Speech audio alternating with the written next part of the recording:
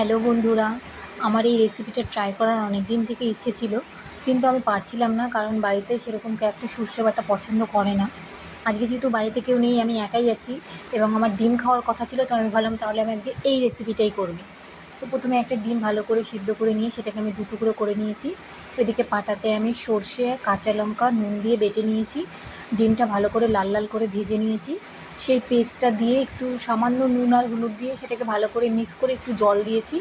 আর ভাজা ডিম 2 টুকরো ডিম দিয়ে সেই মিশ্রণটা ভালো করে মিশিয়ে দিলাম।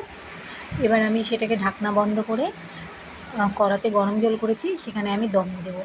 সেখানে দম দেওয়া হয়ে গেছে। তারপরে সেটাকে তুলে নিয়ে ফুললে দারুণ দেখতে হয়েছে।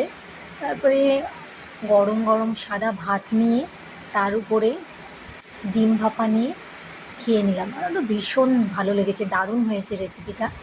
আমি এই ভিডিওটা দেখার পরে বাড়ির লোক যদি বলে যে খেতে চায়, তাহলে আমি রেসিপিটা আরও একবার দেবো আপনাদের। দারুণ হয়েছে খেতে, দারুণ।